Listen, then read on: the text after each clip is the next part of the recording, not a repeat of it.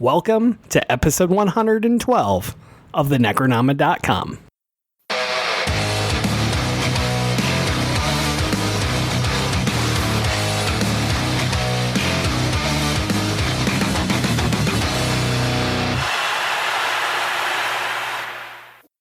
I am James Sabata, horror author, screenwriter, co-host of the podcast you're listening to right now.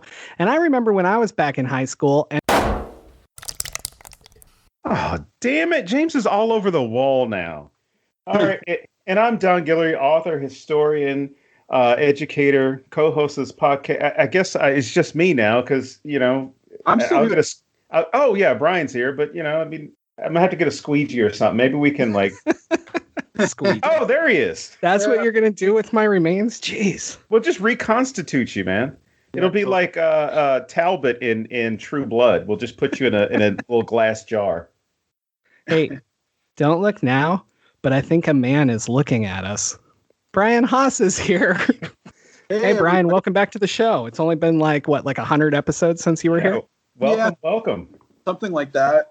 You told me I was the first guest you ever had, which I was quite surprised by that. But, you know, start with the best and then, you know, go with the rest, I guess, is probably the way to do that. But thanks for having me back on, guys. Nice to be back. And I'm really excited. Just so you know, calling yourself the best will get you angry hate mail from William Johnson.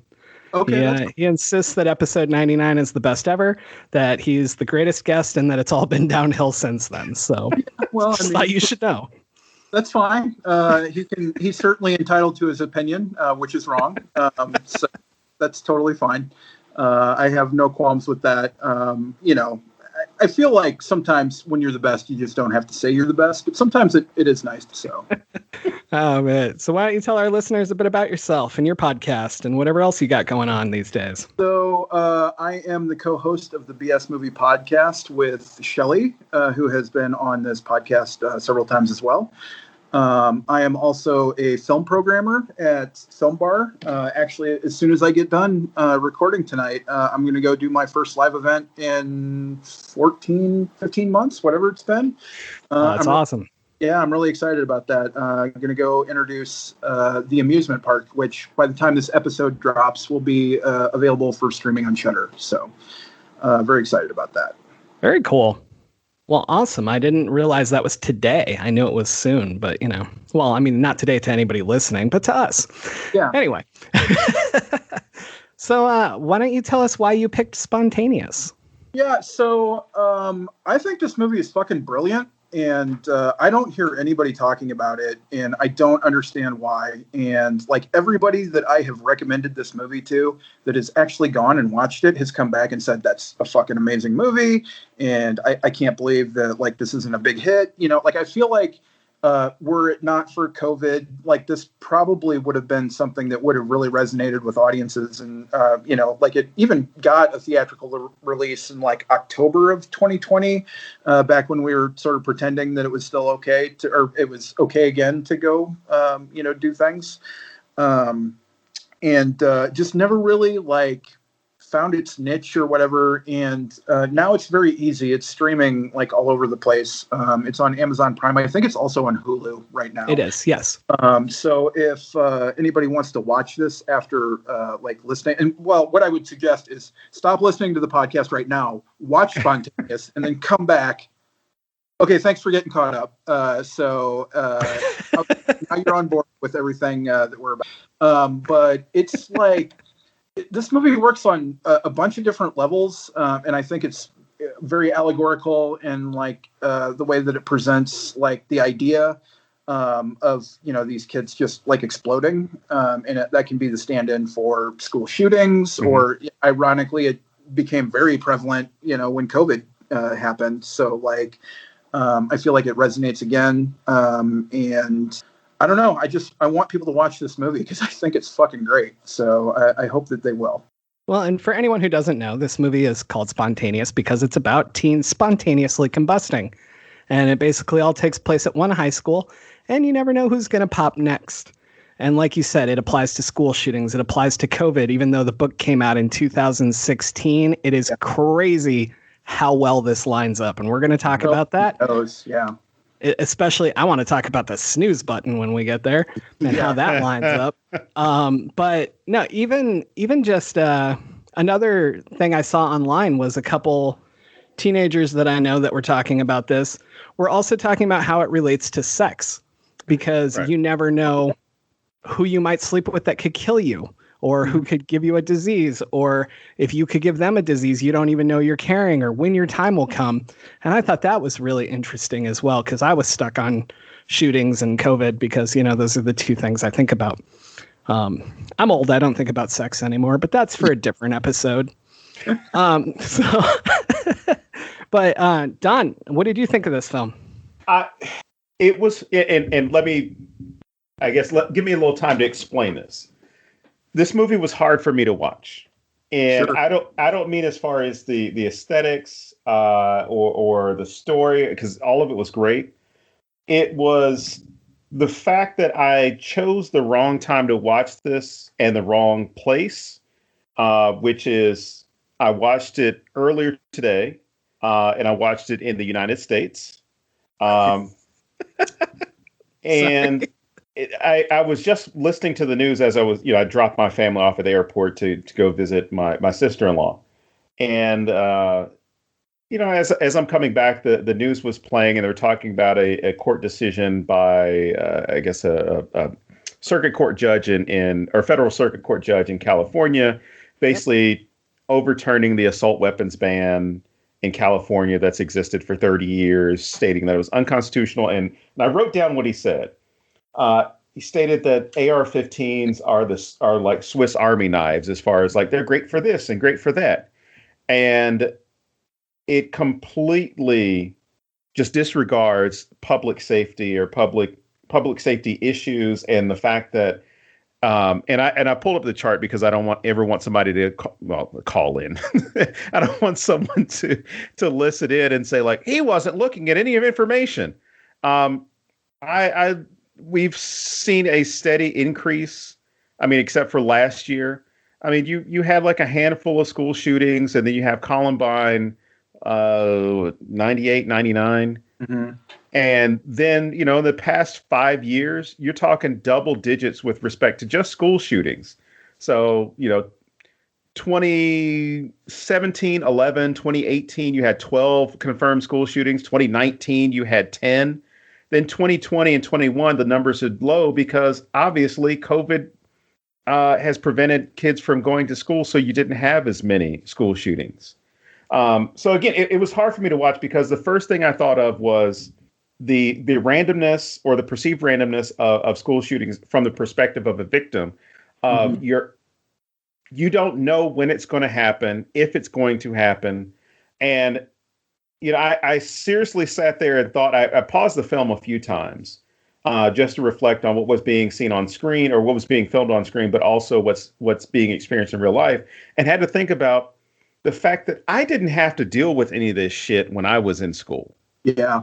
And, a couple of years after I graduated high school, it was, Columbine was the one that was supposed to be a wake-up call, right?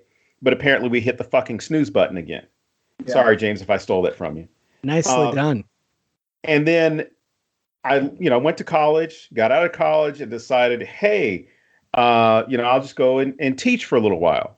So I taught at a school that was a Title I school. They had a good mix of kids, and there's some kids who were some families that needed some help. You had some at-risk kids, and in all honesty, there were fights that took place, but I was never worried, oh, I'm going to get shot in this school, or there's going to be a shooting or anything like that.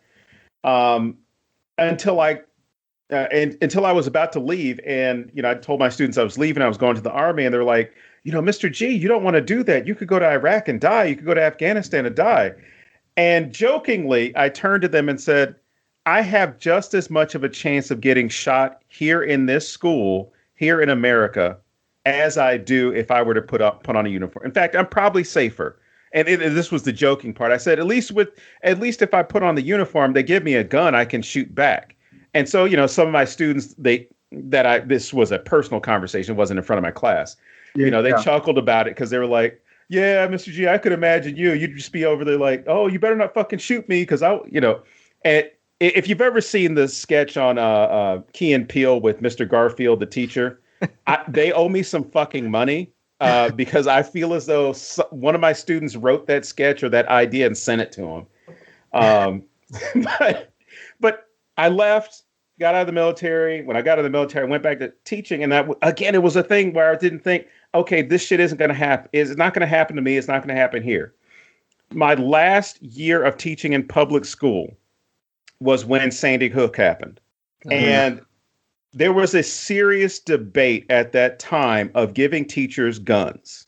I told the people on my floor, because they all came to me, they're like, oh, Guillory, you know, if we have to have a gun on the floor on this area, we want you to have it. And I told them with a straight face, that is the worst fucking idea you can ever have. Mm-hmm. And they're like, what do you mean? I want no part of this shit. I said, if we turn this into teachers have guns in school, I will fucking quit. And they're like, no, but you've been in the military, you do this. I said, yeah, I've known people who've been killed. Yeah. You know, I've been in rough neighborhoods when I was a kid. You know, I've seen some shit in my life. You don't want a fucking gun in this school, and I don't trust any of you motherfuckers with a gun. Well, and if the cops show up and they see you with a gun. Well, and that was the other joke. I was like, and you really want the one black male teacher here with a gun if something happens? I'm the one. So yeah, go ahead and get me killed. But no, at that moment, I'm like, I'm fucking done with this. I'm done with this conversation about, you know, school safety, because no one gives a shit. It really turns into this thing of people don't have a right to live safely. And for any of you who are listening who are like, oh, he's against guns. No, I own guns, but I'm trained and I keep those motherfuckers locked up in a safe place. Yeah. So, and I've also passed background checks. And the problem is, because we are so shitty as a nation when it comes to protecting the public, we have people running around saying things like, well, the Constitution says I can have, you know, whatever guns I want. It says I can do this. I tell you what, the Heller decision by the U.S. Supreme Court doesn't say that, because the Constitution doesn't specifically say that an individual has a right to a gun. If I am deemed mentally incapable or there's some type of other issue with me, take my fucking guns. Yeah. Because I'm a danger to myself and to other people. And the thing is, if you, as this one sheriff said with the Atlanta shootings, the mass shootings that took place earlier this year, if you are having a bad day, somebody fucking dies. Because that was the excuse they gave for this guy going and shooting up, 8-10 people. He was having a bad day. I'm sorry to go off on a rant, but yeah, I'm sorry. But anyway, this was hard to watch, because I thought about all the things that, as we go through this film, as we progress through this film eventually, there are all these moments where you just feel powerless. And that was what I felt for those kids, whether it was Mara, whether it was Tess, whether it was especially Dylan, whether it was any of these kids. They didn't fucking know what was going on. But even more, the parents didn't know how the hell to deal with this situation. Yeah. This movie, if somebody wants to say like, oh, it's a comedy or it's a drama, it's a love story, this is as horror gets. Because it brings the real world into this with kind of a goofy gimmick, right? It brings the real world into this film to where you can't escape it, because you're seriously thinking like, who's going to fucking get it next, to the point where I'm worried about people I otherwise wouldn't give a shit about in the movie. Right. or I'm kind of expecting to die. Yeah. But I'll let you guys I totally go. had that. I totally had that. I had this character that I would never like in anything else. And when he blew up, I was like, no, not Cole, tell my lawyers. I love that kid. I would never like this character in anything else. Yeah. It's pretty amazing, actually. Like how on the button they are with this, like just the whole feeling of everything. You know, like to me, it was very apparent about like the school shooting aspect of it. And you can't make a school shooting movie, right? Nobody will fucking see that movie. Mm-hmm. They've done it a couple of times and nobody goes to see that movie, even if it's really, really good. Like We Need to Talk About Kevin, or the Gus Van Sant one. Elephant. Yeah, Elephant. Thank you. like people just won't go see those movies because like, why would you want to see something that's so horrific, like pushed back to you, like in the guise of entertainment. And right. So like the way that they incorporate the conversation into this is genius. And it really does like zero in on the randomness of the things that happen and the helplessness of like everybody. I especially think that they get the helplessness of like the parents. I think that is amazing. Oh man. The ineptitude of the government, I'm just like, this is exactly what would happen. Like they would just be sitting there going, well, we think we got it, like we think this is okay now, well, everything can go back to normal. And, it's just like a total shit show. And you're like, yeah, and then you see it like happen in real life. I mean, like the parallels to real life became super eerie, once COVID hit. But like, but I mean, it was so on the button with all of those things, and it doesn't have to be school shooting. It can be just, any random thing that happens. I think that's more of like the message of the movie is like, live your life because you don't know like what's going to be like. I don't know what's going to be 5 minutes from now. Maybe my apartment building collapses in on my head while we're recording this. And this is like the last recording of me ever. So like live your life while you're in it, because otherwise like you're just like, what was the point even? And I think it just nails like all of those things like so effortlessly, in the guise of like a pretty charming, funny movie that, like is kind of a romantic comedy too. I mean, like there's, it runs the gamut, like I don't feel like there's certain horror movies where I just can't recommend them to people because I just know like this will wreck people, this will be too much. And like this was one where I was just like, oh no, this is relevant, but it talks about it in like a really sort of unique way. And I think that this is going to resonate with people if they catch it. And I mean, that's ultimately why I wanted to kind of talk about this, because there were other movies that I sort of played around with, in terms of like what I might choose to talk about on here. And but this one, I just don't hear anybody talking about it. And I think that's a shame because I think it's really, really good. I'm glad you picked it because in all honesty, it's not just good, it's relevant. I mean, for so many things, because COVID is one thing. You can talk about the HIV crisis of the 80s. You can talk about, you could even have it as this moment of somebody moving, right? Right. There's some type of disruption that's going to cause that you can't say goodbye to that person. Yeah. I mean, in more ways than one, you can't say goodbye to them because they're gone so suddenly. You can't say goodbye to them as far as their body because there's nothing to look at. Yeah. There's no wake. There's no, open casket funeral where you can go up and really say goodbye to to their body or something that you feel comfortable with. I mean, other than a picture. Right. And this is I can't imagine what anybody is going through. One, having to deal with the violence of school shootings or mass shootings themselves, in gun violence, or having a loved one, a friend, anybody that you know who's gotten COVID and you never see them again. Yep. Like I know 3 people who got COVID and died. Yeah. One was our mailman. I would go to the post office here, talk to him for a little bit. And when COVID hit, I didn't see him. Next thing I know, there's a Facebook post, in his memory. And I'm thinking like, shit, that's Big Chris. What the fuck? And you get angry, not at just the idea that the guy is dead, but you also get angry at the fact that no one is fucking doing anything to mitigate the risk, to mitigate the danger.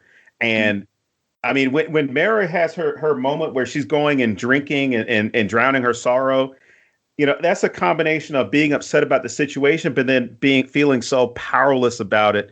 But then I can also say being angry at every fucking thing. As far as anybody who should be able to take some responsibility isn't doing it or can't do it. Yeah. And I love how messy everything is at the end, because I think that's real life, So like, there's nice wrap up to this. There's no, I mean, you feel like they kind of have some closure, but it's going to be like a process, like these characters as they live on after the movie's over. Like this isn't over, right? Just where the story ends for us. Yep. And I just think it's pretty amazing. Just like the messiness and the anger and the helplessness that, the victims feel. I just was like, I thought that part, it gets pretty moving there, especially like when she's talking to Dylan's mother, like on his grave, you're just like, wow, this is fucking heavy. And they have that little moment where Mara even asks, like, are you okay? And she shakes her head, no, and you're just like, yeah, of course she's not okay. Like she's just lost her son and has gone through this really super traumatic experience. And, on top of like losing her husband, like off screen earlier in the movie, that you don't even really know about or anything, but like, that's like a tough, hard life for somebody, that certainly didn't deserve any of those things. And like, how do you like rectify that? Cause that's really tough. Like, I understand why trauma is so difficult to deal with. Cause like, that's something that just resonates the rest of your life. So. Yeah. And that's so on point for the movie too. Like the movie can also just represent death in general. Like one day you wake up and people are just gone, and what do you do with that? And it's weird how it can be somebody that you didn't like, I don't want to say you didn't care at all that they were alive, but like you didn't care about on a deep level, you didn't know them, and it can still affect the living shit out of you. Yeah. Like Caitlin Ogden at the beginning blowing up. Okay, number one, fantastic beginning. We know this is coming. That's why we're watching the movie. And when it hits, you're still like, oh shit, we're doing this now. Okay. And but like that randomness, like that, I've experienced that repeatedly in my life. Like a coworker I knew for a couple months that I think about 20 years later. Yep. Like just that kind of shit. I think that also really resonates with this, the whole point of this book and movie. Yeah. And I really think that they do like a great job of lulling you into a false sense of security. And they do it throughout the entire movie. You're just and then you get to the point where you're just like, well, nobody's safe, which makes it so like you talked about it earlier about how like you get connected to these characters where you're just like, man, I don't think that I would have made that connection, in like a slasher movie, the lawyer guy, or maybe like the dude bros, that are like the flip guys, so like it's just like, it's just like at random points in the movie, and they're off like sort of talking about something else, right, and then all of a sudden it just happens again, and it's just like, wow, that's pretty amazing that you can like pull the rug out from under me, like, multiple times in the same movie. Cause that's just something that I, like normally I'm very jaded. I've seen like a million movies at this point. I feel like I know where most movies are going. And when something can like genuinely surprise me, like this movie does, like that just stands out like, a shining star in the night. And I'm so very impressed when somebody can do that. And even stuff that you're expecting, like spoiler, Dylan, right? Like that moment feels like it's coming. Yeah. And you're like, no, but no, like even when it's coming, this goes back to what I keep talking about with getting rid of the timing on these things, because we did become so accustomed to count to 3, here it comes, and then Dylan pops and you get that red screen and it just stays there. Yeah. Like it's almost annoying how long it stays there. Yeah. But I realized it really hits you too. Like you want this to go away. That's what she's feeling. Right. And I thought that was such a creative way to do that, because we're looking through her eyes when it happens. And then it's all red because guess what? We're covered in Dylan. Right. Yeah. But I want to back up for a second to another thing that I love that they did to throw this off. I don't know the actor's name, but her dad, Mara's dad. Oh, yeah. Everything. Rob Hubel. Thank you. Thank you. Everything I've ever seen him in, he's hilarious. Yeah. He's always like one of those character actors that I just fucking adore. Like even on like the Goldbergs, I don't know if either of you watched that, but like he was a guy like trying to con people that he could make him a model or things like that, right? So when they cast him in this at the beginning, I was like, why the fuck would you cast him? What's wrong with you? Who cast this? And by the end of it, I was like, holy shit, you fucked with me so bad because I expect him to be a certain way. Right. And this movie took all of that away. And I was like, wow, what a cool mind fuck that is. Oh, yeah. Well, yeah, you had two comedic actors because you had Rob Hubel and then you had Yvonne Orji who plays the FBI agent. Yeah. And, and the thing is, I'm like, I know her.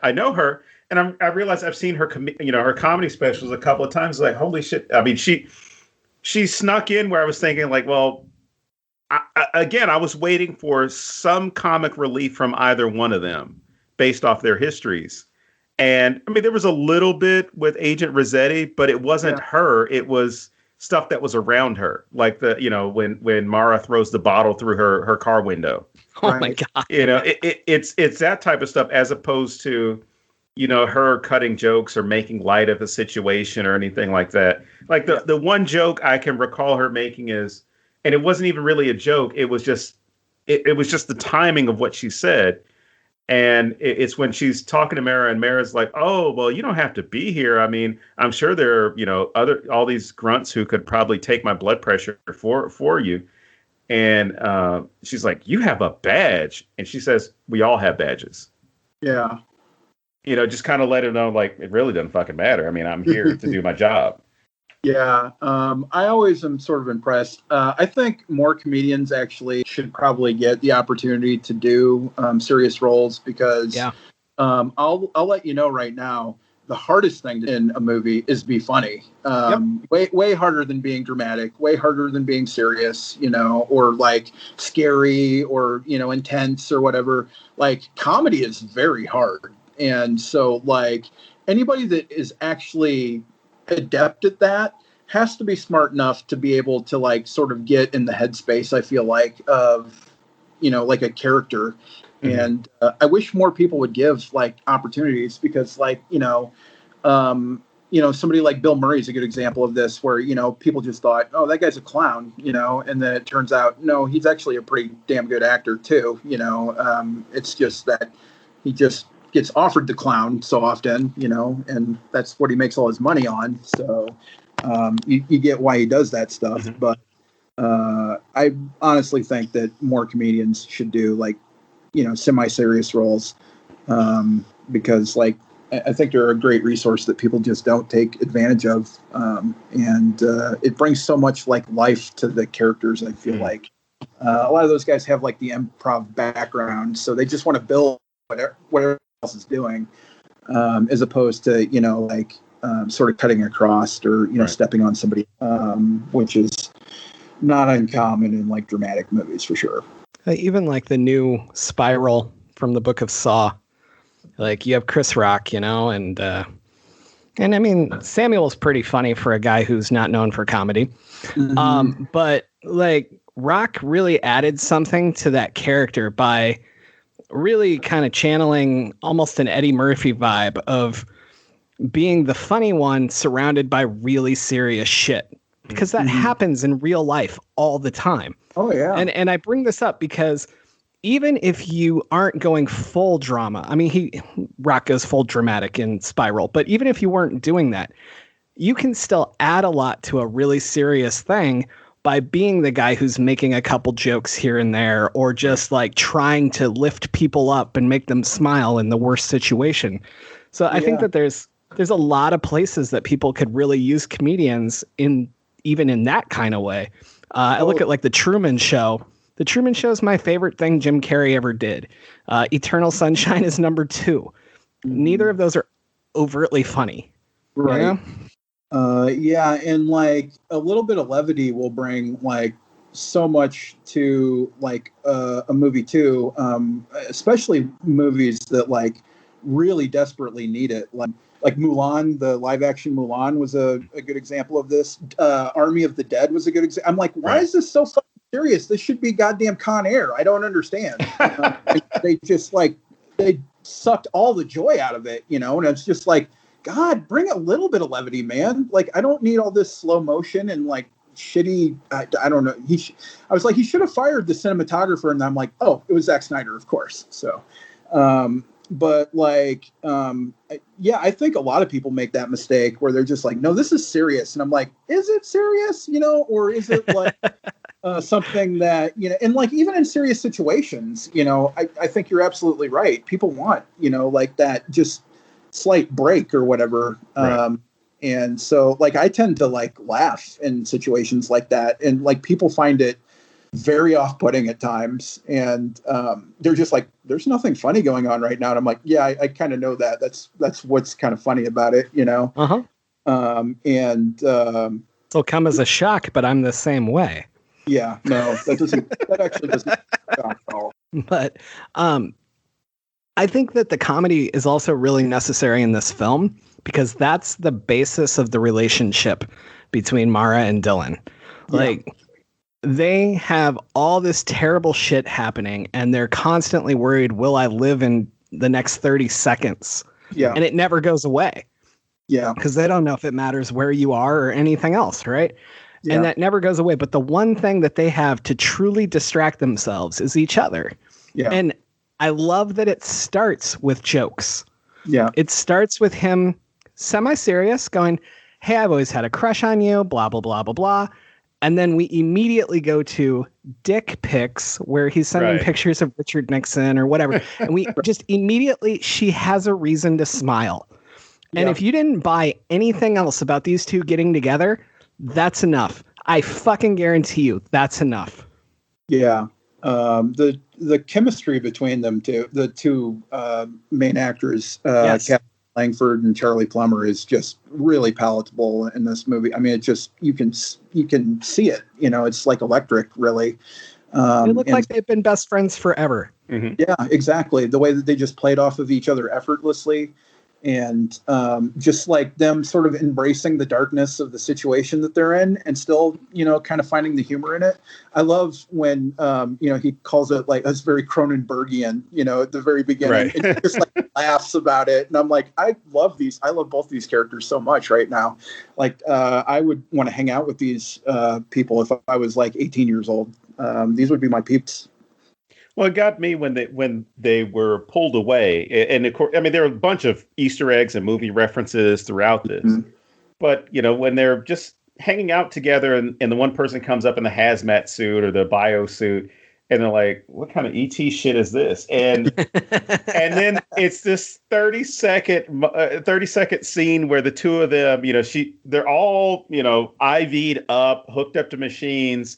And she reaches out. She's like, E.T. Elliot. And they're just going back and forth with that whole E.T. that scene from E.T. Yeah. And everyone else in the room is like, what the fuck is wrong with you guys? And again, I love that scene because what the humor is what pulls you into that, right? Yeah. And because what would typically pull you out is like, God, they got them all, hooked up to all this shit. They got this going on. And it would make you uncomfortable. But they're taking an uncomfortable situation for the audience, for the characters themselves, and having fun with it, which which again strikes at one of the main themes of this film, which is live your life, man. Like, don't worry about what other people think about you. Don't worry about, don't overly concern yourself with the dangers that are out there in the world, because odds are you can't control any of that shit. Yep. Yeah. I mean, and you're just going to make yourself anxious, doing that.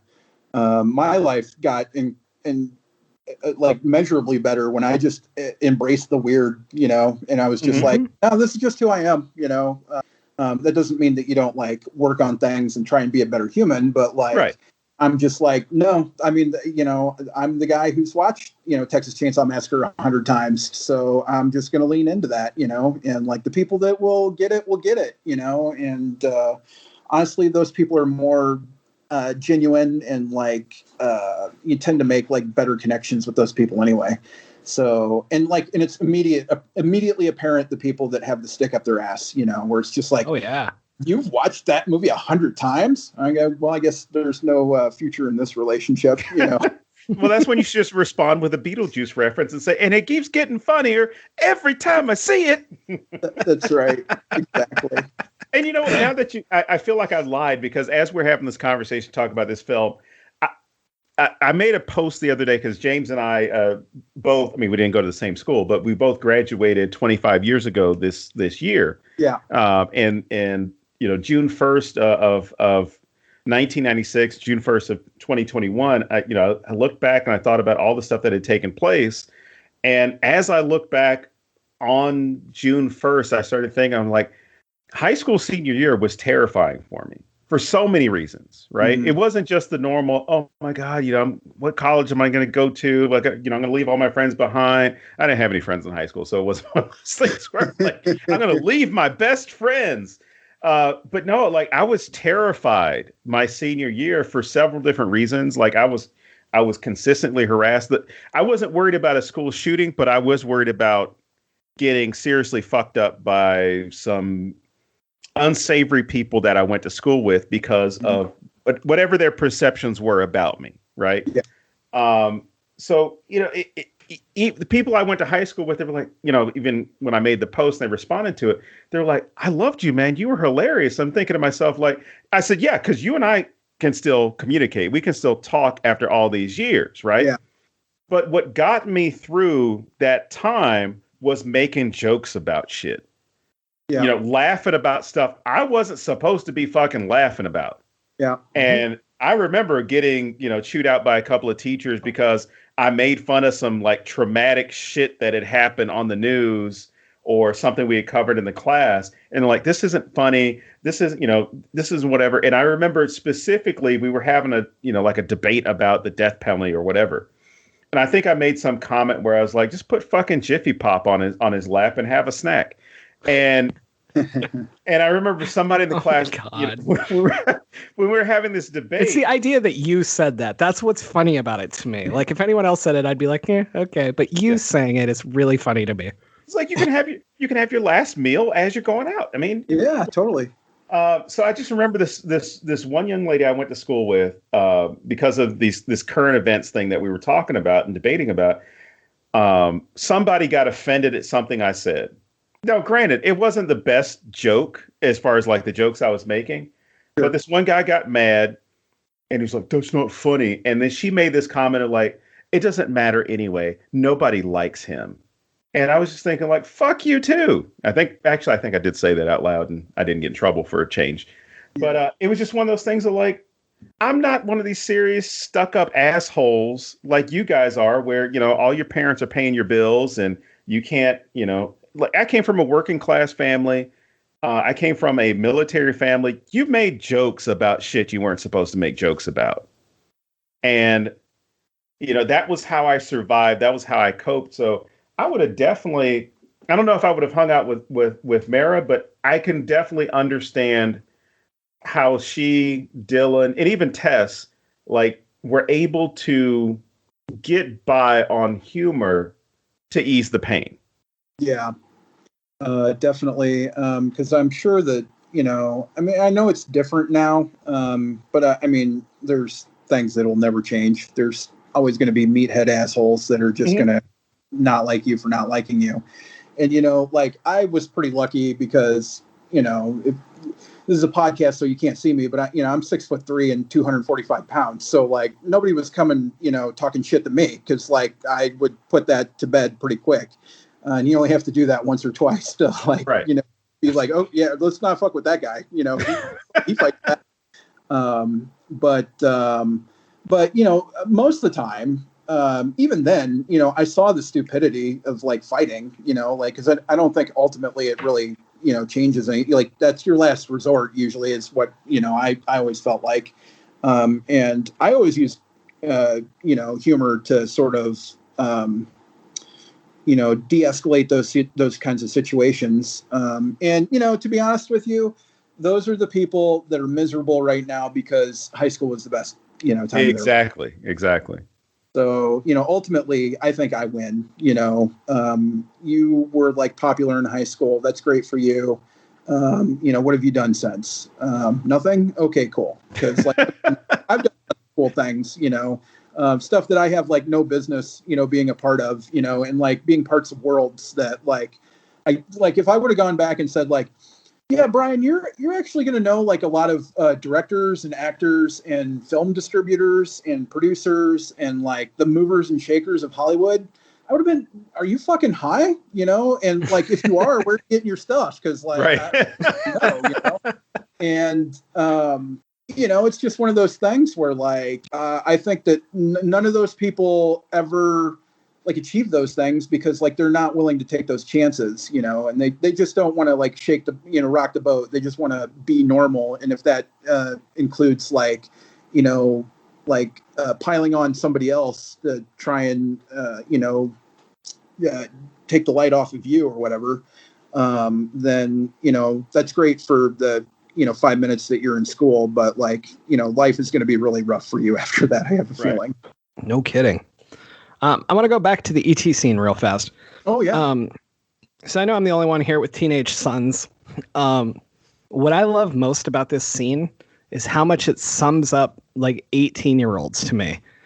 They are in a terrifying situation, and they're cut off from family. They're literally cut off from each other. There's plastic between them. Yeah. They have no idea what's coming. They may not even know where they are. And instead of breaking down or I don't know what's going to happen or anything like that, these two just sit there and play the ET game. And that hit me really hard because that really just reminded me of my sons so much. But the other part of it, this is one of the rare times that I can say that the longer something went, the funnier it got to me. Oh, yeah, totally. Like, I think they do it 4 times or 5 times. And by the last one, I was dying. Like, I was laughing so hard at this. Oh, and she commits so hard to that. Oh, yeah. E.T. But it made me feel 18 again. And I thought that was a really weird side effect. Like, I was like, I totally identify with this right now, Yeah, totally.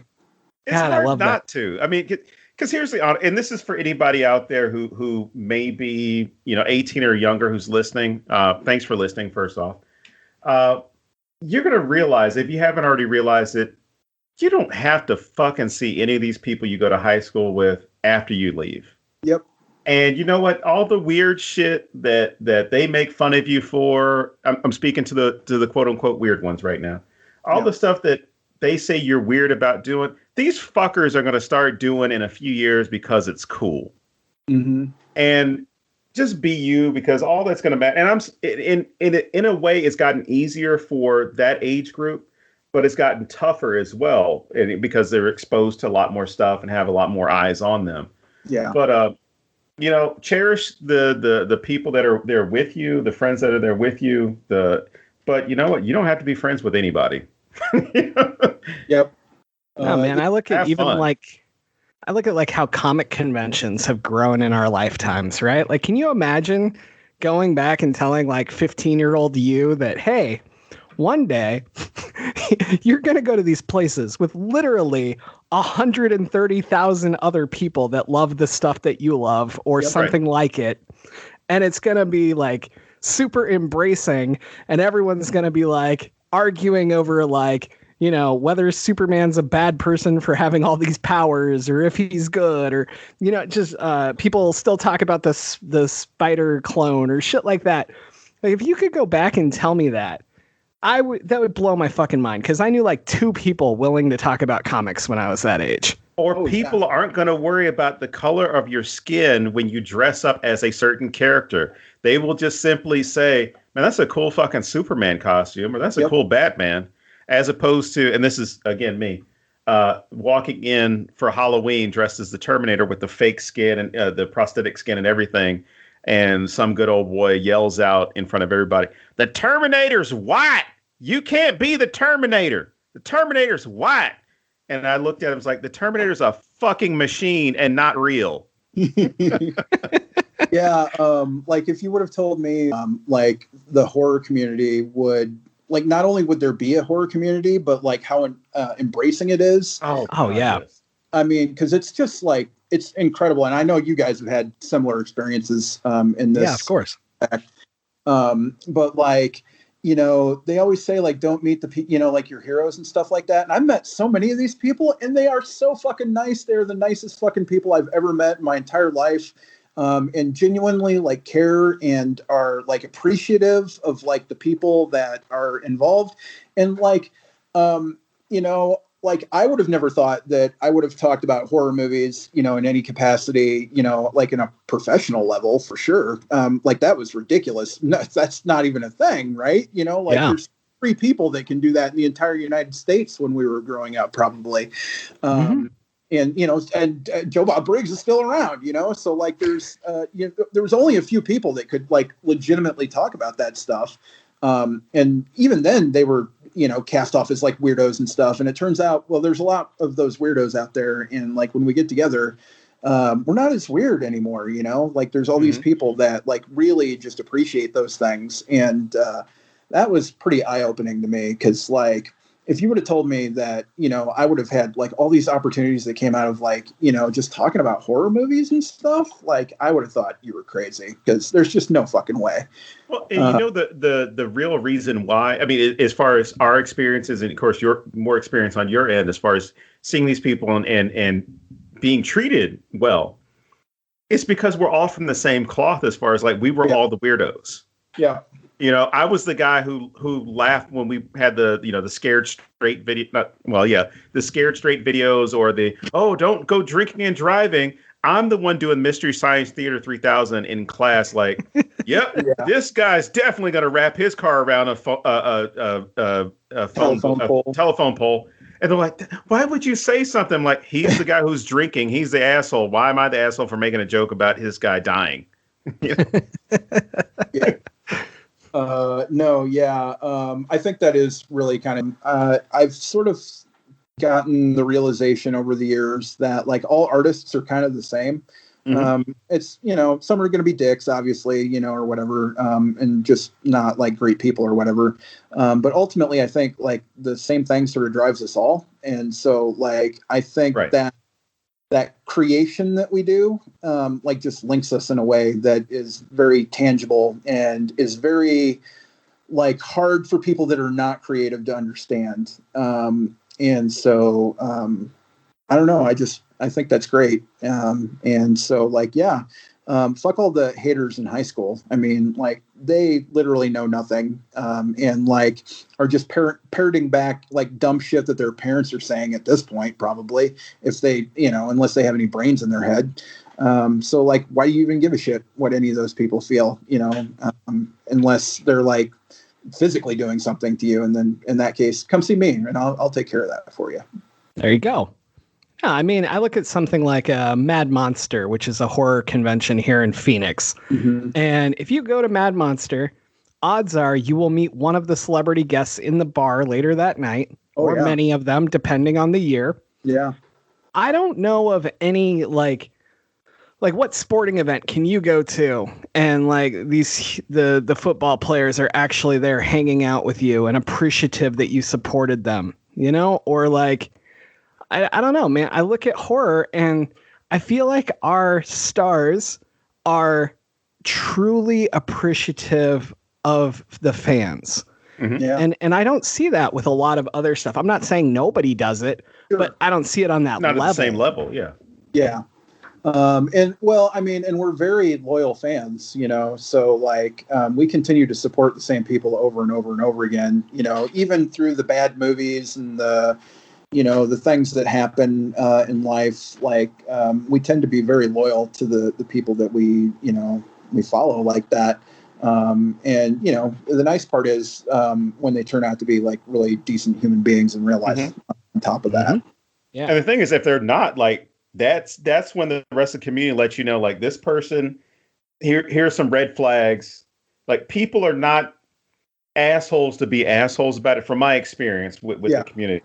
it's an issue of like this guy sexual harassing people. This woman said some racist things. Like it's like clear, like we're not fucking with them.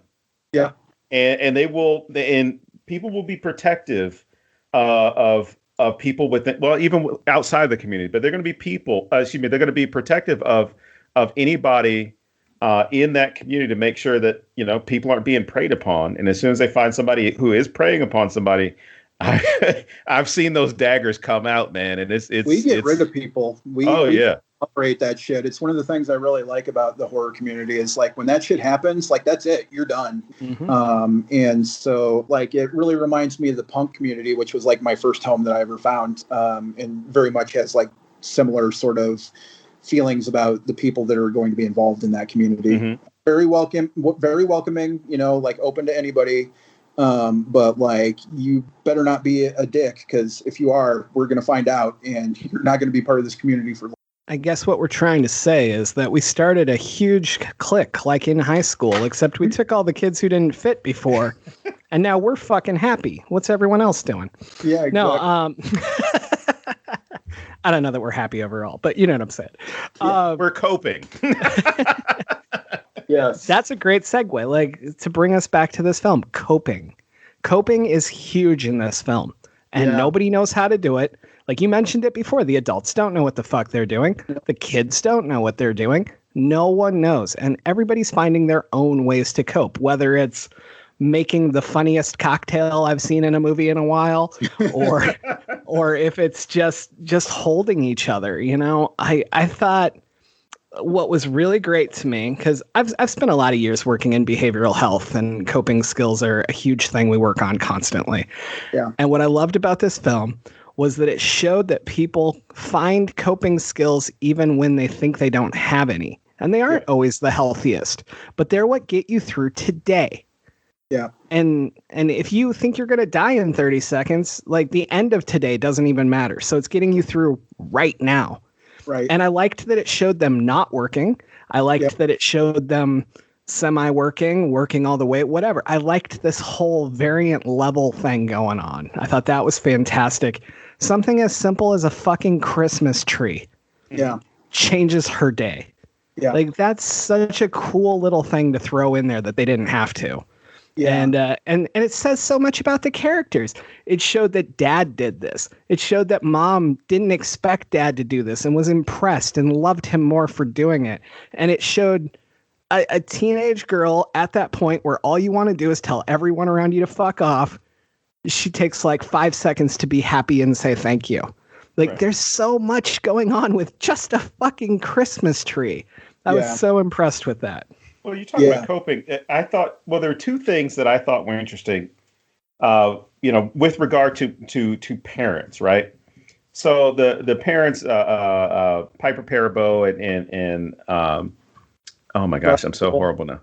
Rob Hubel. I was like, no, it's not Bob Rubel. Rob Hubel.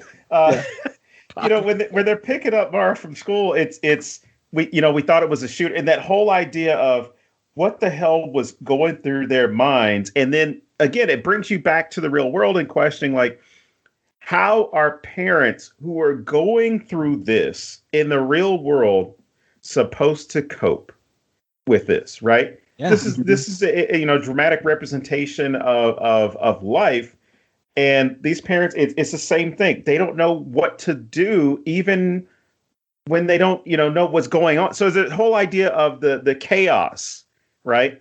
Trying to stay calm during the chaos in the moment as the child going through it, but staying calm in the face of chaos as the parent and not knowing where your child is. And I recall, I think it was not Sandy Hook, Marjorie Stoneman Douglas, where they said that it was so quiet, right? The most eerie thing that reporters were saying that they could hear was all these cell phones going off from the dead children. Yep. Mm-hmm. And just the idea of like, they didn't know how to cope and report the story, because here you are, all these parents, friends, family members trying to check on people, And those people, I mean, some of the phones were just dropped, but then some of the phones were on the dead bodies. Yeah. So how do you deal with something like that? And then you have at least the other representation in the film where they're at the funeral of Caitlin and the dad goes up to the car and takes the fucking stick figure off. How is that the worst thing in the movie? Like, that was the thing that terrified me the most, pissed me off the most, and at the same time made me just sit there going, are you fucking kidding me right now? Like, yeah. And wow. I think it really accurately represents like how the pain is very tangible for all these characters. The scene that sticks out in that regard for me is when they're all standing outside the makeshift like field hospital that they've made, at the high school or whatever. And, one of the doctors walks out and is walking towards like the parents, and all the parents just have this look on their face like, no, not me, not me, and it gets closer and closer. And, it just sort of like focuses in on that one set of parents, and it's like, and that, again, it's a character that's, there wasn't really much that was done with that character, but God, you feel, because like, you just understand like what a helpless feeling that must be, especially for, somebody that like you care more about them than you do like your own life, and like just having no control over any of them. It was just sort of really devastating for me. Yeah, that really brought me back to A League of Their Own. Oh, when damn! they bring the letter about it with Betty Spaghetti. Yeah, like, but that same feeling, like, every parent out there doesn't want it to be them. Like, you don't want it to be someone else, but you do. Right. And like I think they conveyed that horror so well. Yeah. Well, that got brought up in another, and I can't remember which film it was, but that whole moment of, I didn't want it to be me, but I'm glad it wasn't. But then the guilt of being happy that you were alive or your loved one was alive and this other person was dead. And did you see it, in other films, whether it's war films or, cop movies or whatever, or school movies like this, where you have that other thing where it's kind of like, we're alive, they're dead, fuck them. Like, I'm going to go live my life. And there's no visible grief. I'm sure there's something internal. I'm sure there's something, psychological going on with them to where, they're pushing that outward response. But that is one of those things that you feel guilty about, which is, I made it, they didn't. Yeah. Like 9/11, that's another one we could compare this to, which is, of all the floors those planes could have hit on those buildings. Right. Yeah.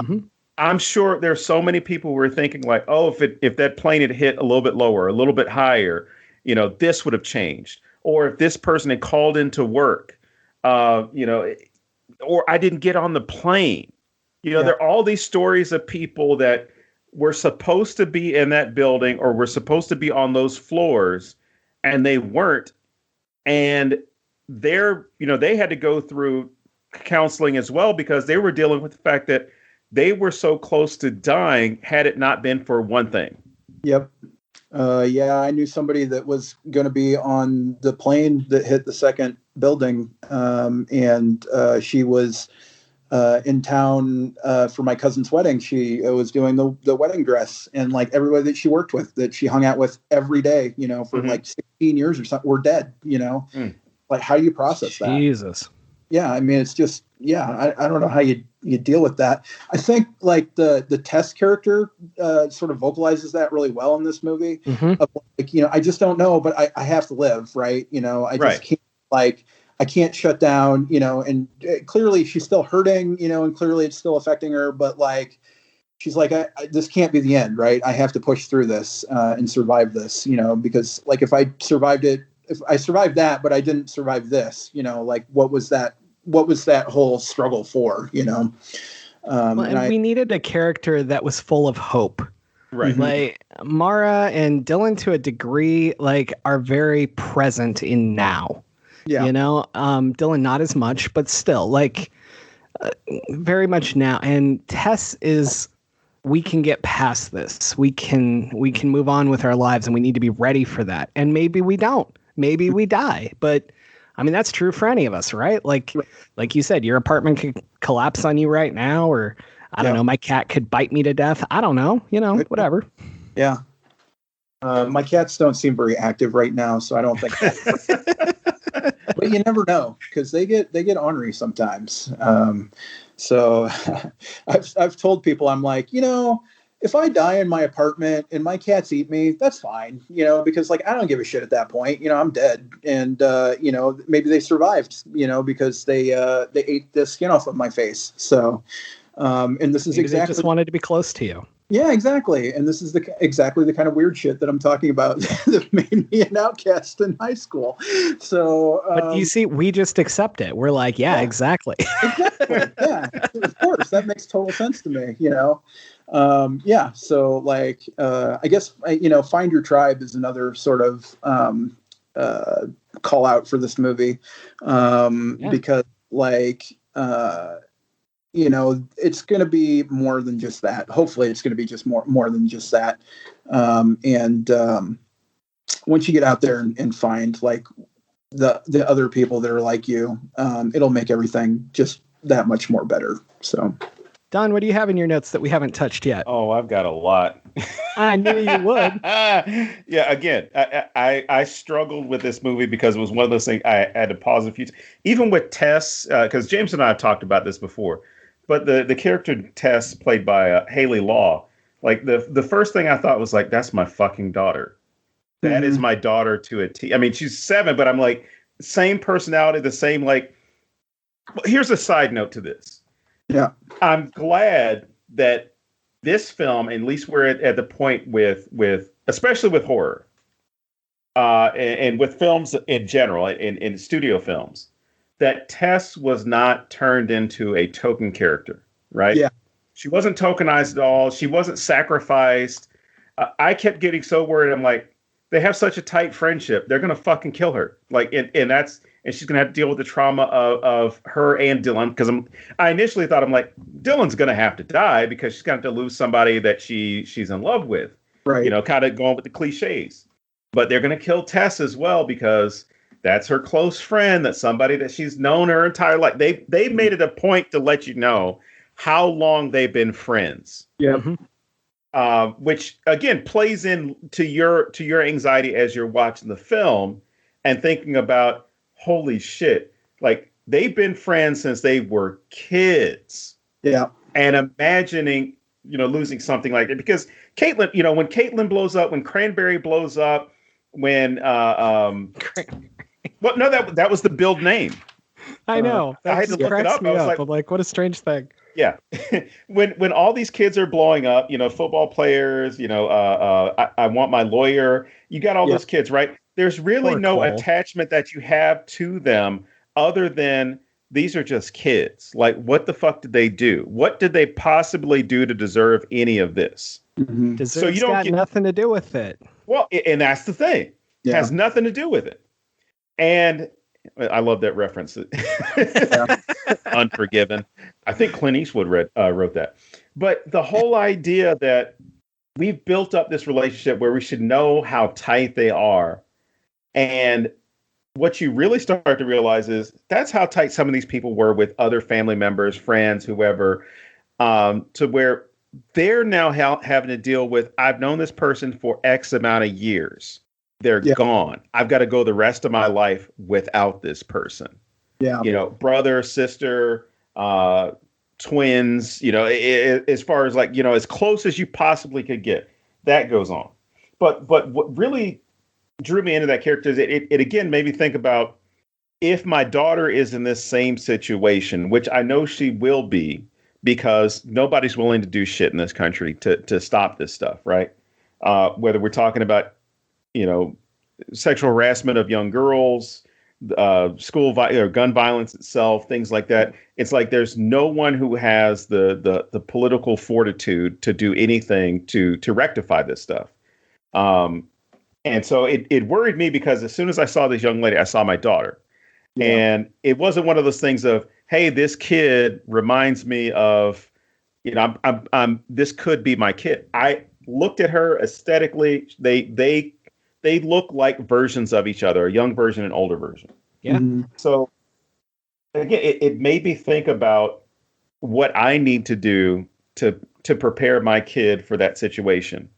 And James and I have talked about this where I'm very close to moving out of the United States just to make sure that my kid is safe. And, that's just a scary thought. I've had that thought a lot because I'm like, are we slowly falling into fascism right now? Because it kind of feels that way. Slowly? And so like, I'm thinking like, is this the way that people felt like in Germany, like 5 years before like Hitler took over, because like that's kind of what it feels like right now. And I've seriously had those considerations myself. I mean, I've been trying to get out of the U.S. forever. So if anybody out there has a job offer, feel free to hit us up. Kids should focus on being kids. Like fucking up. You shouldn't focus on, I could be dead at any moment. Yeah. That's a really scary thing to think about as a parent, which, both their parents have to go through, which I wish we'd gotten Tess's parents' perspective, and we got so much of Mara and we got Dylan's mom.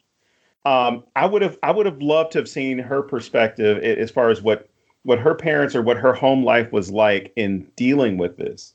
Yeah. But even beyond that, I love the fact that they went with, and I looked up the actress. She purposefully keeps her hair natural or has natural styles for her character, because she wants that representation on film. So, I mean, she changed, she's got a fro at one point. She's got braided hair at another point. Yeah. So there are all these moments where she's seeing the variety within her own cultural heritage, right? Yeah. And I love that because I was reading how she said she went on a date a couple of years ago, and this guy, because she had natural hair, and the guy reacted negatively to it. And she just fucking walked out. She's like, no, I'm not going to change who I am. And I was just like, thank God there are people like that now. I wish there had been people like that 10, 20 years ago that had been pushing that, because there were so many times where someone was forced to change who they were. And I love that that's even reflected in this film, that you don't see anyone changing who they are or anything. They start questioning because there's that big Spartacus moment at the end where it's like, it's my fault, we're cursed. Yeah. But the only thing that I guess that would qualify as changing, which really I guess wouldn't be changing at all, is this moment where you see all this false warning that takes place, and I'm going to call it that. Apologize to anybody who watched the film and says, no, that was authentic. For me, it looked a little shallow. It looked like again, this is something James and I've gone back and forth about. It looks like every tweet that somebody sends in a tragic moment or about somebody that they never met. And it's, hey, rest in peace. This one guy, because I think Anthony Jeselnik had a skit. I'm sorry, a bit where he talked about how there are people who genuinely do not care about what took place, but they want to make it about themselves. Yeah. So it's, oh man, I really missed Rick. Or in that one case, I really miss Caitlin. We were going to go to prom together. Right. I was going to ask her to prom. Like every time it comes up, I'm like, why? That hasn't, no. But then you also think, well, maybe he was planning it, and this is his way of dealing with his grief. But then you have all these other moments where there's the group of kids with the sweatshirts where they just add another name. Yeah. To the point where I guess they eventually have 31 names on there, but they all add names on there. And I remember going to school with kids like this, where if something happened, it was automatically, they wanted the attention on themselves to show that they were hurting too. And people who were genuinely hurting didn't always get that same attention, which, was horrible. But, these kids, like, they build a shrine up to Caitlin, and they're putting her name on their sweatshirts. And I love how Mara and Tess, like, they respond to him like, you guys are complete shit. Yeah. Oh yeah, for sure. And like how they were sort of honest, like, oh, I knew her on social media, but I didn't really know her, Right. Or I sat by her in pre-calc. Yeah. Yeah, exactly. One thing I love about the friendship between Mara and Tess is that they aren't able to save each other. Right. They don't know what to do. Yeah. Because, I mean, let's all be honest. I'll say something nice for once. Don is probably my best friend in the whole world. The guy who knows the most about me outside of my direct family. And when we have shitty days, we don't know what the fuck to do for each other. We're just there.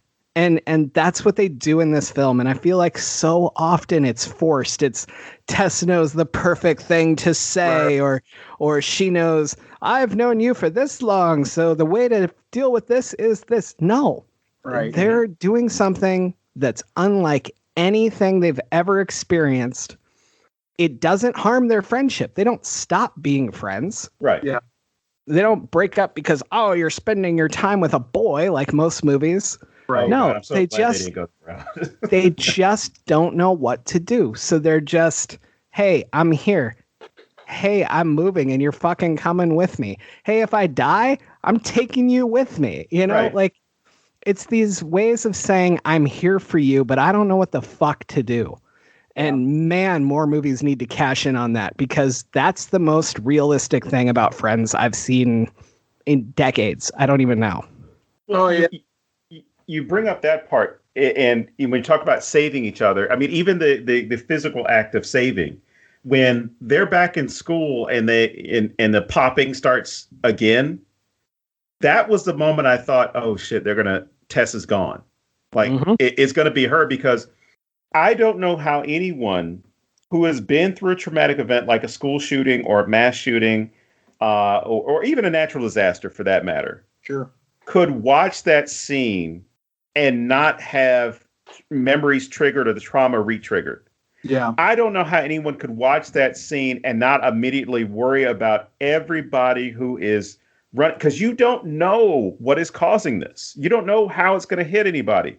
And then when you see that Tess and Mara are separated, at least for me, my thought was she's never going to see her friend again. Yeah. And that's such a straight school shooting scene too. Yeah. Like they're literally running for their lives as people are getting popped around them. Yeah. That's a school shooting scene. That's as close as you can get to giving us this scene without fucking doing it. Yep. Yeah. And again, no one wants to see it. Even when it happened in American Horror Story, we were all like, no, why would you fucking do that? Right. Yeah.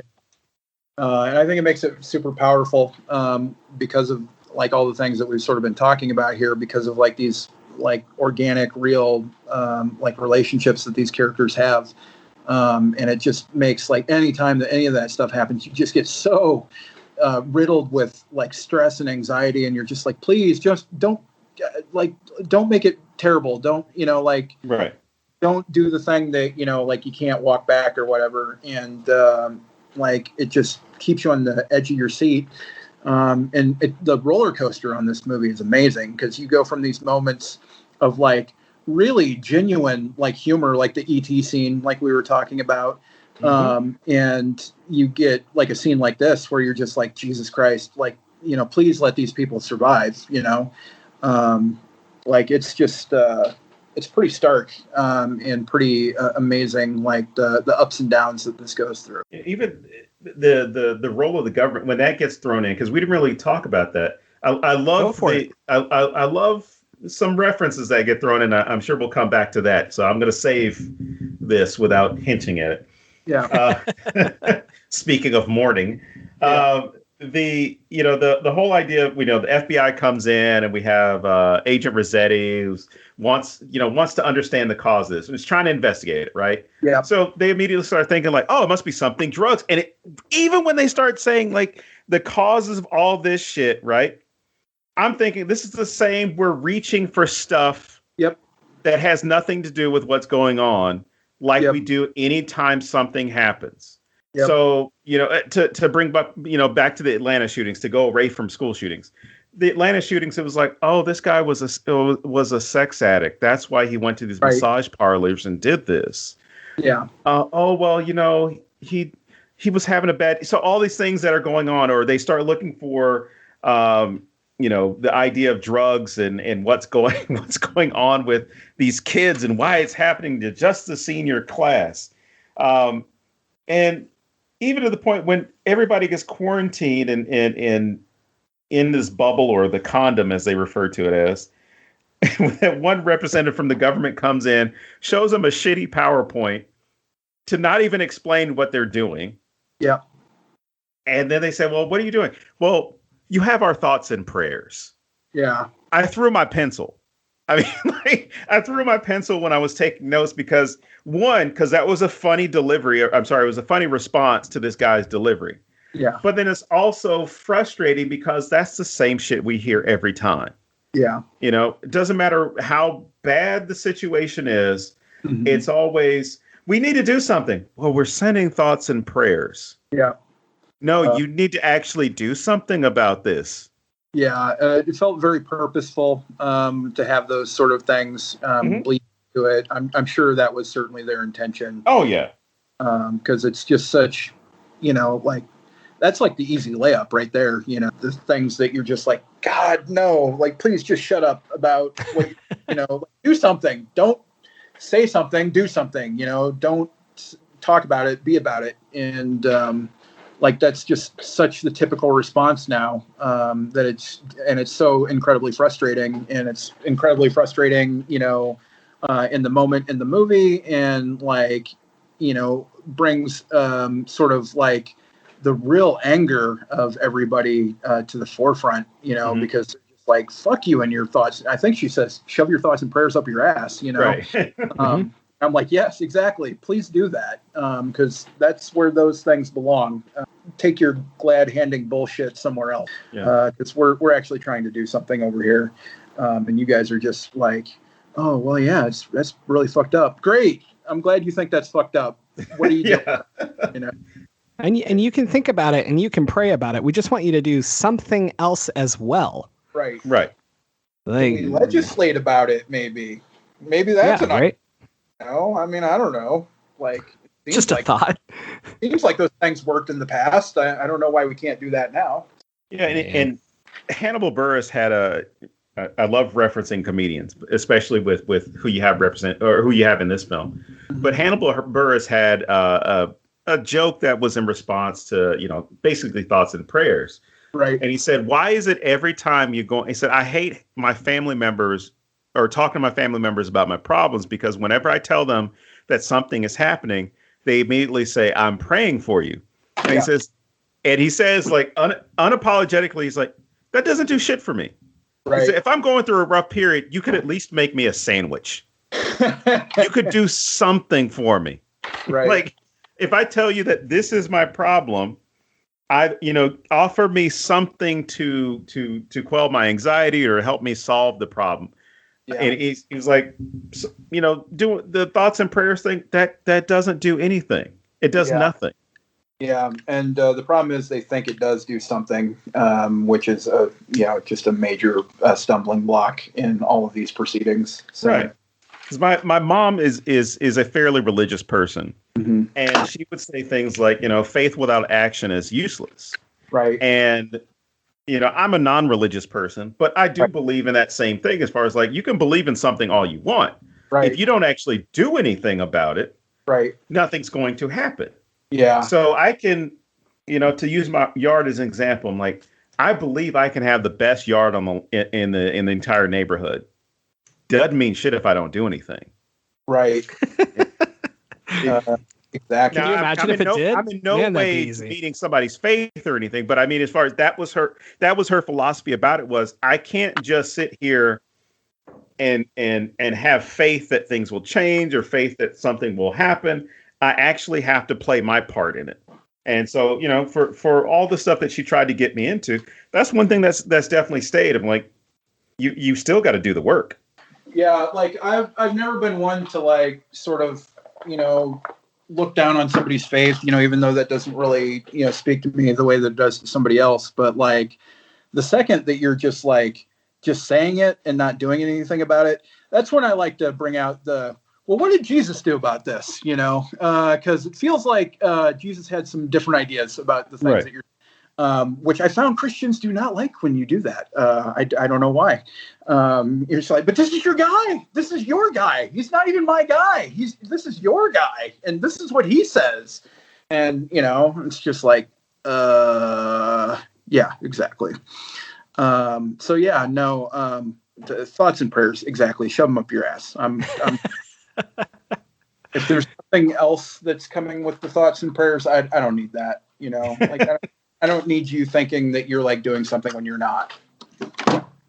So one of the things that I normally wouldn't think I would like about this movie is something I love, and it's that there's no answers. Right. Oh yeah, I think it's one of the strong points of the movie. Yeah. Yeah, absolutely. And I'm not saying that I need answers for everything, but a lot of times I would prefer that. In this situation, it sums everything up. No one knows why it happened there. No one knows if it'll happen again. No one knows if it moved to another school or whatever else. All they know is that it happened, and they either are dead or have to live with the consequences of it. Right. Yeah. And I thought that in itself was such a great commentary on school shootings and this other stuff we've been talking about, even COVID one day. One day, this will hopefully be something we talk about in past tense. Right. But right now, who knows? But like school shootings, it happens at this school. Everyone has to live with the consequences. And then it's just fucking gone. Mm-hmm. Holy shit. And then they decide to tear down the school after the fact. So like, oh, well, we're gonna tear down the school. We did the same thing that happened with Newtown, which I'm glad another feature that gets added to this film is, the I guess the conspiracy theorists and the religious nuts that show up that start saying all these ridiculous things about what's going on and the town being cursed and things. Those guys. Yeah. Oh, this is totally Mara's fault. You're just like, yeah, this is exactly what happens. These people are victims, and then they become victims again because like all these people, callous, uncaring human beings. Yep. So. Yeah, like you could be a piece of shit politician and like follow David Hogue around, like same thing. Yeah. Yeah. And really, it's like the ending where for 1 second, I think she's thinking about doing that nice little wrap up ending that, most of these like Hollywood have. And then she's like, you know what? No, fuck that. And goes on like this epic rant about like the whole thing. I just love that. I think that's amazing. And that she really doesn't have any of the answers, but she just has to live at that point. Mm-hmm. Well, and I mean, she takes a shot at Trump there, so I loved it. Oh. That's Madam President, motherfucker. Yeah, it's President bitch, motherfucker. Yeah, President bitch, motherfucker. Yeah, I love that. That was amazing. And one of the things that I think will ultimately work in this movie's favor is that there are references that are dated in this movie. And, a lot of people always say, oh, that's like such a problem, movies. And I think it's like, it can be a problem, but like for something like this, I think it really works. And I think it'll work in the same fashion that like the John Hughes movies worked, where it like firmly puts it in a timeline, right? So that you can sort of like see like what a snapshot of this moment was. Right. And, hopefully like 20 years from now, we're talking about all the changes that have happened. Probably not. Probably we're just like, why is nothing changed yet? But like, I think it is just a really good snapshot of like this moment in time and like the anger that was sort of like, just bubbling around. And like, this is made in 2018, late 18, early 19, so like they didn't even know all the shit that was coming, on the back end of that. The book came out in 2016, so he had to be working on it in 15. You know what I'm saying? So, yeah. Exactly. And so... unless he's a way better writer than me and he only worked on it for a week. Who knows? I guess that's possible. But everything that I gathered from, real writers, and I begrudgingly include myself in that, is that shit takes time. So yep. I don't think I probably banged that. Like... When I talked to Drew Goddard about Cabin in the Woods, he's like, yeah, I banged that out in one weekend. I'm like, the fuck you did? What the fuck are you talking about, you asshole? Don't say that. Say it took like months of, especially something that was like really good. You just vomited that out of like the end of your pen in like 2 days. Are you fucking insane? Like, come on. I don't buy it. Check out our episode about Cabin in the Woods. Oh, yeah, okay. I always have to do that. But I guess I did. So I have a couple complaints about this movie. My first one is about the scene where she takes Dylan to the barn. And her whole thing is like when his dad died, he would go to this barn and he would dance by himself. And for some fucking reason, she thinks that it's a good idea to take this kid there and surprise him with it so he doesn't even know it's coming and then make him dance. And yeah, it totally works out for her. But like I was watching this like, what the fuck are you doing? With that said, totally sums up teenagers. Yeah. Oh, yeah. It really feel like something that a teenager would do, like unthinkingly. Like, oh, there's a lot of like trauma, that's associated with like this building. Let me take somebody that went through that trauma and like maybe they can re-experience it again. So yeah, I could totally see like that being a stumbling block a little bit. And sure. I could totally be underestimating the power of teenage hormones as well. Like maybe he was just okay with this because she was there. I don't know. My other complaint, you guys both know, it's the cemetery scene. And my first complaint is that gravestones don't arrive that fast. They take a really long time. And then my second complaint, what the fuck were they burying? I wrote that down word for word in my notes. I was like, what the fuck are you guys, burying it? What are you doing?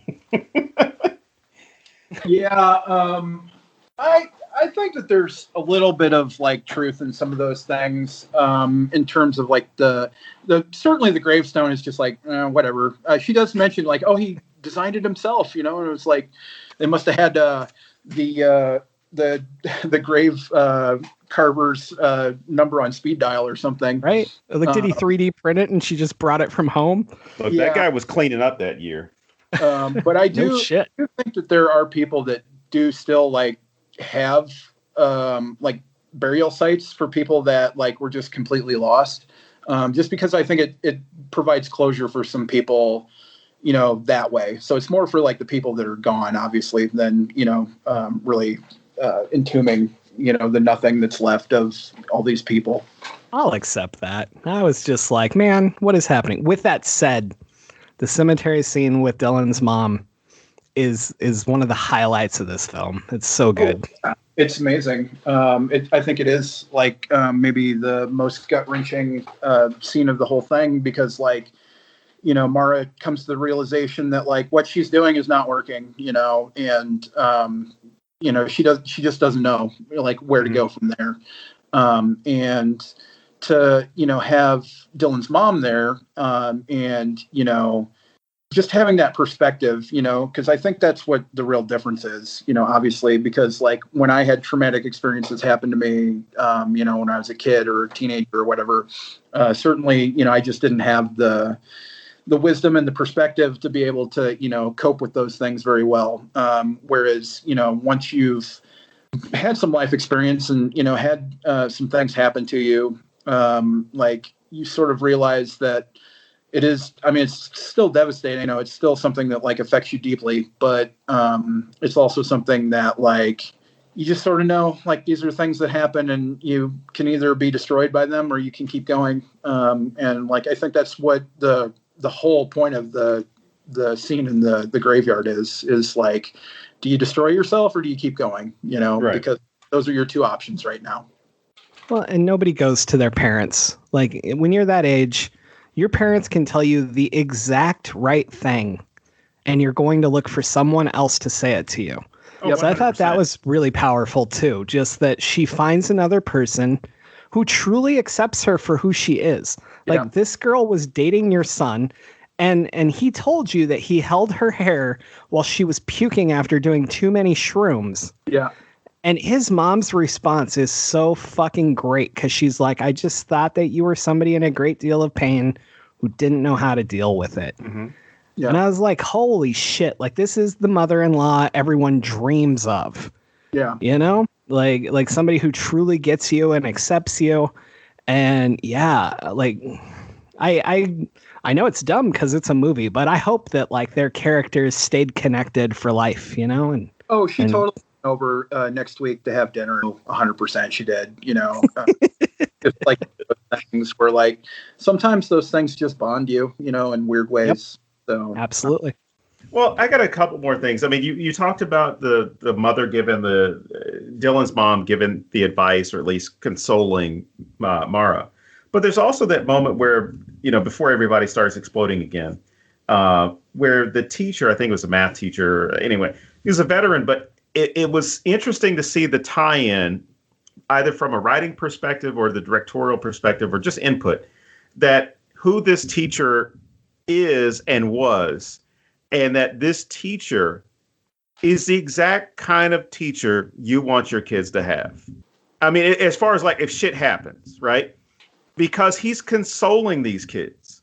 And he realizes like, fuck taking a test, fuck this lecture. I've been in that moment where like some shit happened that day and it's like, I'm not teaching. Like, we're just going to sit here and talk. Yeah. And that's one of the moments that I think as a teacher, you can really reach your students and really reach the students that don't have someone to talk to them.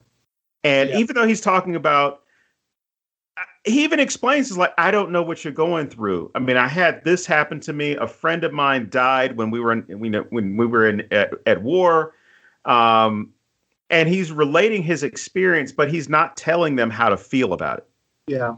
Which is outstanding writing and an outstanding thing to include in this film, because even if somebody's not watching this as a horror film, they can watch this as a film about mourning, about grief, about how to deal with it, but also, as both of you already pointed out, not giving you a solution, not saying, X plus Y equals Z, to go back to his earlier math thing.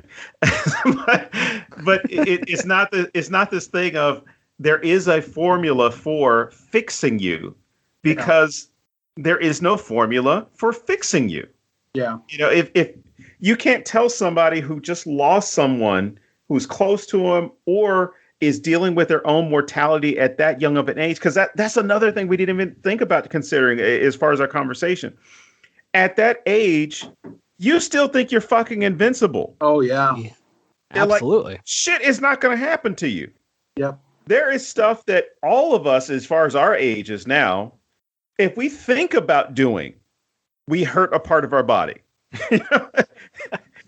I'm going to go down the stairs. Oh, shit, let me slow down. My knees can't keep up. Yeah. But just the idea that bad stuff isn't going to happen to you. So why should you expect it? But now that this bad stuff is happening, you're having to deal with your own mortality at an early age. And you have these moments with Tess, with Mara, with other people in the film where they're talking about this and this idea that all this shit is inevitable. You just, it's going to happen. You just don't know when it's going to happen. And that's the reality of death. Unless you've been diagnosed with a disease and they say, right on, you got 6 weeks to live. You have those 6 weeks to go over stuff. Yeah. If you're in a car accident, if you're shot, if you get in a plane crash, you have any of these things that happen, you have an aneurysm.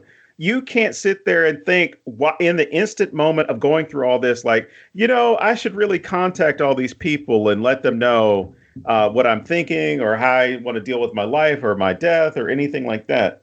Yeah. And it's great that they're showing this for an older audience that's looking back and thinking about, this is where my mind was at that time period. Yeah. Now you have kids. They don't have the convenience of thinking about 5, 10, 20 years down the road.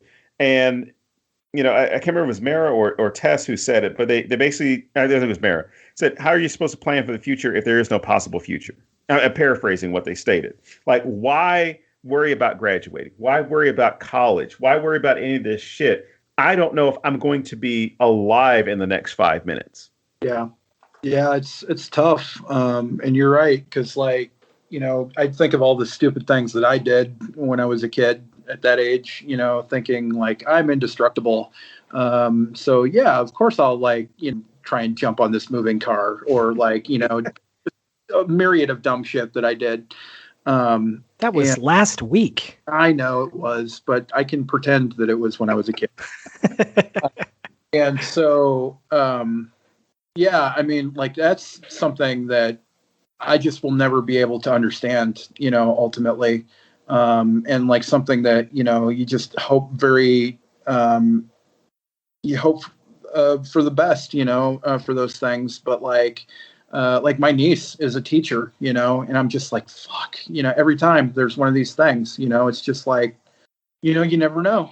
And like, it shouldn't be something where you go to work, in a non-dangerous job and you don't come home, something that's, totally out of your control.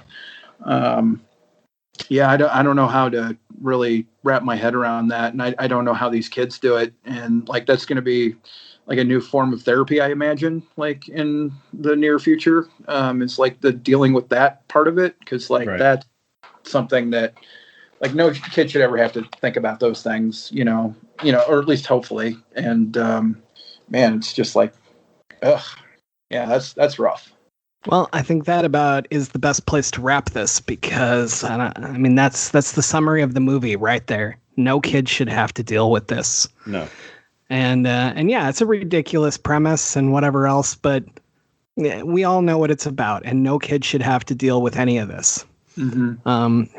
So let's take this to movie recommendations. So if people liked this film, what would you suggest they watch, Brian? Well, I mean, Heather's is the obvious one here. So what I would suggest is Jawbreaker from nice. 99. Has a lot of actors that I really like in it. Rose McGowan, Judy Greer, like Julie Benz is in that movie. Pam Grier's in that movie. And it's just one of those like pitch black comedies that sort of deal with like, the hierarchy in like social circles. And another one that's got a real dark streak to it, but is, ultimately pretty funny. If you like this, I think that you would probably enjoy that one quite a bit. Very nice. All right, Don, give us your big long list. All righty. I'm going to say this one first because I know how much James loves this movie. The Happening. It better not be the fucking trees. For anyone who doesn't know, like literally the opening credits started and I was in a small theater in South Dakota. There were like 10 of us there, right? Yeah. It's a little college town. And it started and they just kept showing trees. And I was like, they better not be the fucking killer. And everyone laughed. And then towards the end of the movie, everyone was really mad at me. All right, continue.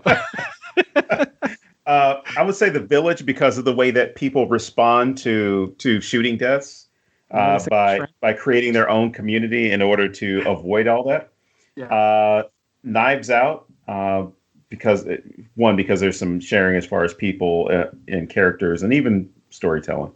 Elephant we've mentioned earlier. Freaky. Paper Towns, which is a very small movie, but it dealt with that time period of not knowing exactly what the hell to do with your life, and the idea of that period of being a junior, senior in high school and having I won't even say no direction, but not knowing what to do with your life is the best thing I can say. The Craft, Cabin in the Woods, can't get out of this without mentioning It Follows. 16 Candles, The Breakfast Club, E.T. obviously. Yeah. Damn it, you stole one of my... No, I'm just kidding. Tragedy Girls, We Summon the Darkness, Babysitter. Are you just going through our episodes? As I wrote this down, I was like, holy shit, we did a lot of these. The Outsiders, again, dealing with that time period and feeling invincible.